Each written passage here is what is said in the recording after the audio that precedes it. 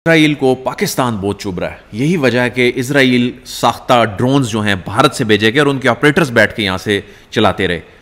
तो पाकिस्तान अल्टीमेटली तो उसको जो सबसे ज़्यादा उसकी आंख में चुभ रहा है वो पाकिस्तान चुभ रहा है। क्या पाकिस्तान पूरी तरह तैयार है अगर इसराइल कोई इसके हवाले से कोई मिस एडवेंचर करने का सोचे? देखिए, चंद महीने पहले बल्कि चंद साल पहले भी अमेरिका ये कहता था कि जी आपके जो मिसाइल हैं उनकी रेंज अमेरिका तक पहुंच रही है, आप इसको कम करें। याद है, आपने सुना होगा? बिल्कुल, वो पाबंदियां लगाई थी जी ये पाकिस्तान की कुछ कंपनियों पे। ये उनको भी पता था, हमें भी पता था कि ना पाकिस्तानी मिसाइल अमेरिका जा रहे हैं, ना हमारा कोई इरादा है। लेकिन कहीं और जा सकते हैं, लेकिन कहीं और शायद जा सकते होंगे जो उनको खौफ पैदा हुआ।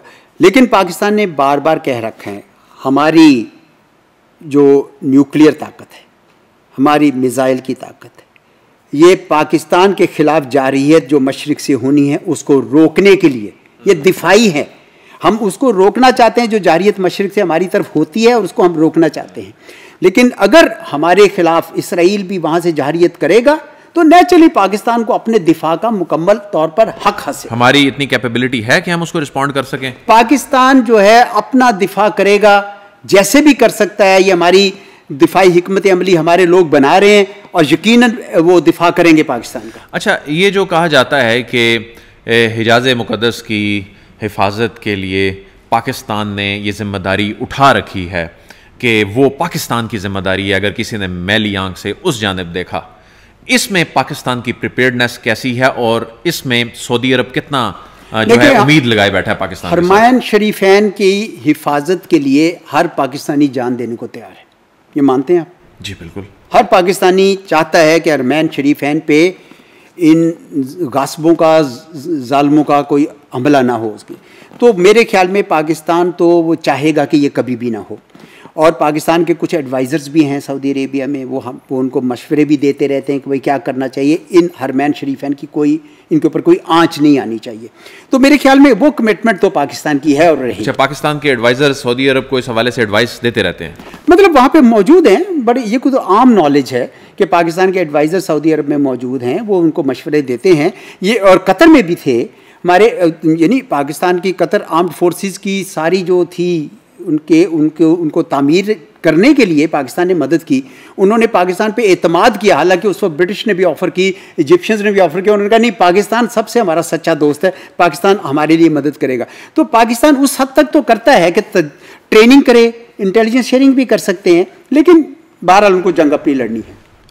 तो ये बताइए कि क्या ये मुल्क सोचेंगे नहीं कि उन्होंने एक बहुत बड़े मुल्क को अड्डे दिए हुए हैं, इतने ताकतवर, सबसे यानी कहा जाता है कि एक सुपर पावर को अड्डे दिए हुए हैं, उनसे उनको उन्होंने क्या क्या नहीं जहाज़ तक तोहफे में दिए सदर ट्रंप को, लेकिन उसके बावजूद अगर अमेरिका उनका तहफ़्फ़ुज़ नहीं कर सका तो क्या वो मुल्क अब अपनी पॉलिसी पर नज़रसानी करने का नहीं सोचेंगे? सोच सकते हैं। अभी जो एलामिया आया है उसमें तो वो सोच नज़र नहीं आ रही, लेकिन हो सकता है आ जाए। देखें, वो अपने मफाद खुद जानते हैं। मैं और आप यहाँ पे बैठ के उनके मफादात की हिफाजत कैसे करनी है वो हम नहीं बता सकते उनको। हमारा ख्याल है, हमारा ये ख्याल है कि शायद उनके लिए बेहतर होता कि कोई पैगाम रसानी करते कि जनाब ये इस तरीके से ठीक नहीं है।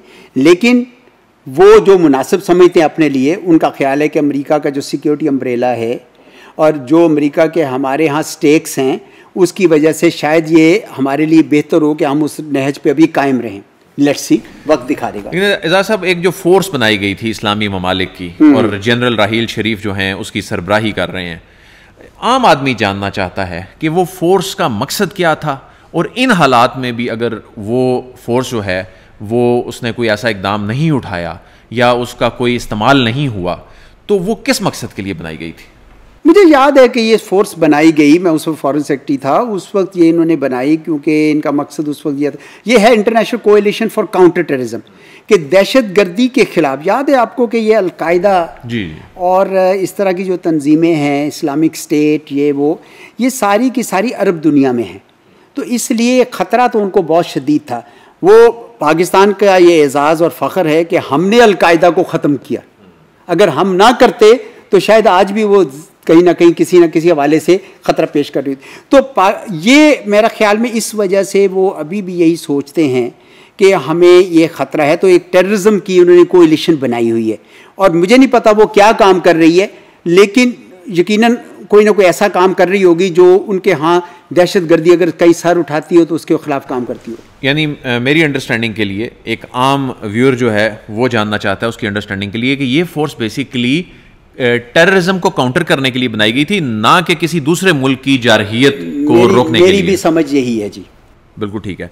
अच्छा, ये बताइए कि अब चूंकि अब कश्मीर के मामले पे दोबारा आते हैं और आपकी किताब वाला जो मामला है, सर ये बताइए कि 2004, 5, 6 उस वक्त का जो पीस प्रोसेस थे, उस वक्त जो चनाब फार्मूला था, उसको बहुत से लोगों ने सपोर्ट किया और कहा कि ये एक डूएबल जो है, ये एक फार्मूला है और इसके ज़रिए हम आगे बढ़ सकते हैं। अब तो मामलात बहुत आगे निकल गए। उस वक्त तो उस पर भी क्रिटिसिज्म हो रही थी। अब तो वो कश्मीर को उस भारत ने अपना हिस्सा करार दे के, सारे कानून आइन उड़ा के, सब कुछ उसने उसका खसूसी स्टेटस ख़त्म करके, अब तो उस जैसी सूरत हाल भी बनती दिखाई नहीं दे रही।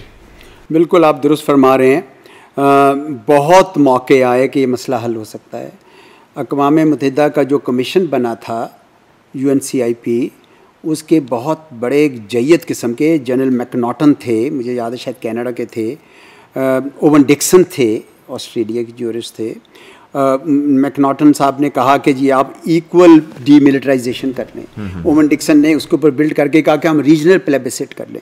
लेकिन ओवन डिक्सन ने लिखा अपने तमाम तर कोशिशों के बाद कि मैं इस नतीजे पे पहुंचा हूं कि हिंदुस्तान किसी तौर पर भी कश्मीर से अपनी फौजें हटाने को तैयार नहीं है। उन्होंने लिख दिया था। उसके बाद भी बड़ी कोशिश हुई, बायलैटरली भी कोशिश हुई। 2007 में एक बैक चैनल से ये 4 पॉइंट फार्मूला भी बना।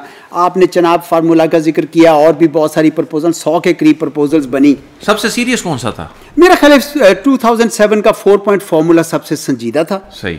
और वो बुनियादी तौर पर तो स्टेटस को था, लेकिन उसके अंदर ये था कि दोनों मुल्कों के दरमियान, यानी जो LOC है वो सॉफ्ट बॉर्डर बन जाए, कुछ एरियाज़ में दोनों जॉइंट एडमिनिस्ट्रेशन करें, वरना सेल्फ रूल करें। तो ये एक बड़ी हद तक आगे चला गया था मामला, लेकिन वो बदकिस्मती से वो मुकम्मल तौर पर उसको अडॉप्ट नहीं कर सके। उस वक्त ये ख्याल था ये हो जाए। अब तो पुलों के नीचे से बहुत ज़्यादा पानी बह गया, और मोदी सरकार ने आके तो वहाँ पे, जिस तरह मैंने आपसे पहले अर्ज़ की कि कश्मीरी शनाख्त ही ख़त्म करने की कोशिश कर रहे हैं, वहाँ पे उनकी डेमोग्राफिक्स चेंज कर रहे हैं। हो सकता है किसी दिन मुस्लिम मुसरिती इलाका ही ना रहे ये। तो इसलिए वहाँ पे तो बहुत ही ज़्यादा जुल्म हो गया कश्मीरियों के साथ। बेचारों ने बड़ा जुल्म सहे। इसको हमारे एक सियासतदान है पाकिस्तान के, वो अक्सर कहते होते कि most militarized zone of the world Kashmir जो है। तो अभी तो मुझे ऐसा नहीं लग रहा, मेरे ख्याल में कश्मीरी स्ट्रगल तो करते रहेंगे, पाकिस्तान भी उनका साथ देंगे।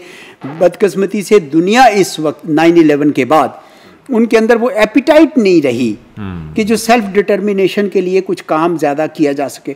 चुनांचे अब अभी एक कश्मीरियों की स्ट्रगल तो जारी है, पाकिस्तान भी उनके साथ खड़ा रहेगा। उम्मीद नहीं छोड़नी चाहिए, क्योंकि कौमें अपनी आज़ादी की खातिर बहुत बहुत अरसा लड़ती हैं, तो उस पर पाकिस्तान को करना है। लेकिन साथ ही साथ उम्मीद रखनी चाहिए, इसलिए कि उम्मीद नहीं है तो फिर कुछ भी नहीं है। कश्मीरियों की ये इतनी बड़ी स्ट्रगल, जद्दोजहद जो है नाकाम नहीं होगी। तो मैं समझता हूँ कि अपना असूली मौक़िफ़, इखलाकी मौक़िफ़ नहीं छोड़ना चाहिए। एम्बेसडर साहब, सदर ट्रंप जो हैं वो कई मरतबा कह चुके हैं कि वो मसला कश्मीर हल कराना चाहते हैं, लेकिन अब इसको कोई अमली जामा उनके टेन्योर में आप देख रहे हैं कि पहनाया जा सकता है, क्योंकि सीरियसनेस भारत की तरफ से नज़र नहीं आती। लेकिन सदर ट्रंप बड़ी कन्विक्शन से बात कर रहे हैं। इसका आपको क्या कोई पाथ नज़र आता है? कौन से कोई रास्ता को नज़र आ रहा है? कोई बहुत अच्छा करते हैं कि सदर ट्रंप ने ये कहा, लेकिन कितने संजीदा हैं वो तो नज़र आ रहा है, क्योंकि हिंदुस्तान नहीं मान रहा, उनकी बात नहीं मान रहा और नहीं उठा रहा। उससे वो खफा तो हैं, लेकिन कुछ कर नहीं पाते हैं। कई बार उन्होंने कहा कि मैं करूँगा अगर हिंदुस्तान राज़ी हो जाए। तो इस वजह से मुझे लगता नहीं कि वो सदर ट्रंप कोई ऐसा किरदार अदा कर सकें। ये भी याद रखिए कि सदर ट्रंप का अपना एक यानी ज़ाती मफाद भी है। वो ये चाहते हैं कि वो दुनिया में पीस मेकर के तौर पर जाने जाएं, उनको नोबेल प्राइज़ भी मिले। और उस वजह से उन्होंने जब ये कश्मीर का मसला हल करने की ऑफ़र की, तो उसके पीछे एक ये भी यानी उनकी ख्वाहिश नीचे नज़र आ रही थी। तो मैं नहीं समझता कि हिंदुस्तान उनको ये करने देगा, क्योंकि हिंदुस्तान ने आज तक कोई भी अच्छी तजवीज़ जो है उससे इत्तेफाक नहीं किया। आपने कहा कि जो ऑपरेशन सिंदूर है ये हिंदुस्तान के मुताबिक अभी ख़त्म नहीं हुआ, किसी वक्त भी शुरू हो सकता है। सिंध ताश मुआहिदा उसने यूनिलैटरली मुअत्तल करने का ऐलान कर दिया, जो वो कर नहीं सकता। इस पे आलमी फोरम्स ने भी कहा है कि आप नहीं कर सकते। वो कहते हैं हमने कर दिया। अब ये जब सैलाबी सूरत हाल ख़त्म होगी, जब दरियाओं में पानी कम होगा, तो क्या वाकई इस चीज़ का ख़दशा है कि सिंध ताश मुआहिदे की खिलाफ वर्जी के हवाले से भारत कुछ करने जा रहा है? क्यों नहीं कर सकता? देखें, डैम्स बना सकते हैं, ठीक है। अब जबकि उनके ऊपर पाबंदी नहीं है, वो उनके जो स्टोरेज लेवल्स हैं वो बढ़ा रहा है, अपनी सेडिमेंट्स बीचे से निकाल रहा है ताकि पाकिस्तान की झीलों में आके भर जाए, वो उनके पास कैपेसिटी ज़्यादा हो। मैंने सुना है कि एक मंसूबा नहर निकालने का भी है दरियाए चनाब से, जो